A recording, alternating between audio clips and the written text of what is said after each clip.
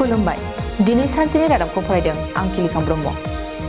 बोखावै लखिमपुर जिल्ला ब्रह्म धोरोमनि 40 कोटी बोसोरसालिया जथुमाखौ खुंफुंनो लाहार फाहार खालामनाया सोलिगासिनो।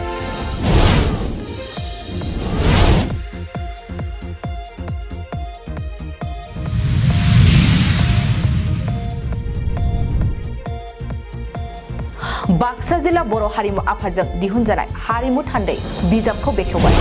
थारैनो बे बिजाबा जोंनि मोनसे दलिल जाना थागोन। क'क्राझार जिल्ला पाटगावआव ग्राम सान्चलन समितिनि बानजायनायाव गुबुन गुबुन रावारि धर्मारिनि गोजोन हान्जा सुरदों। আমার 3 দিনের কার্যসূচিটো সর্বধর্ম সমভাব। আমার হিন্দু সনাতন পরম্পরা আমি বিভিন্ন জাতি জনগোষ্ঠীর থাকিলেও बर' थुनलाइ आफादनि खुंगा 62थि बोसोरसालिया जथुमानि लाइ खुन्थियाखौ फैगौ जानुवारि दाननि गिबि सप्तायाव गायसनगोन।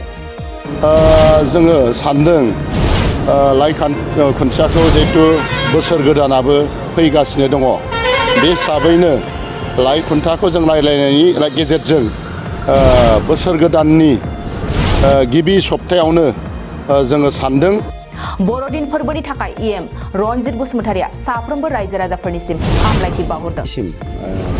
साफ्रोमबो ख्रिस्ट' सिबियारि आरो साफ्रोमबो शान्ति हास्थायसुला रायजो राजाफोरनिसिम आंनि शुभेच्छाखौ आं हरनाय जाबाय। बाक्सानि सालबारि फरायसालिमायाव 6 साननि हाबाफारिजों खुंफुंनाय इयुथ फेस्टिवल 2022-23 दिनै थुंगेबाय।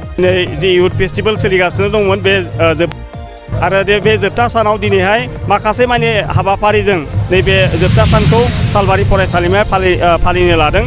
बावखुंग्रि ब्लक इउपिपिएल कमिटिया सोलोंथाइनि सायाव सांग्रांथि हाबाफारि लादों। পেলৰ যুৱ শাখাৰ অধীনত থকা আমাৰ বাউখুংগুৰি ব্লক যুৱ শাখাই এইটো আয়োজন কৰিছে।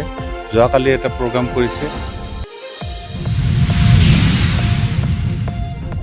बोखावजायै लखिमपुर जिल्ला दुलाराय बाथौ गौथुमनि 23 बोसोरारि जथुमाया दिनैनिफ्राय जागायनानै सोलिगासिनो।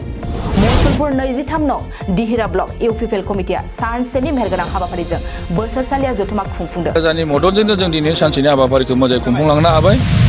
समाज सिबियारि जेसिया समफ्राम हारिया सिगांनि बादिनो दिनैबो गुसुनि समाव गोरिब दुखुथिया सुबुंफोरनो बर'दिननि मुंजों दख'ना गामसा गुदुं ब्लेंकेट आरो कम्बल राननानै होदों।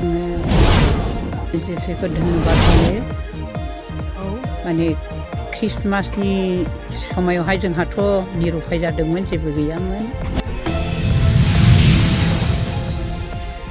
दिनै सानसेनि रादाब फरायथिनायाबो एसेनोसै गोजोन्थों।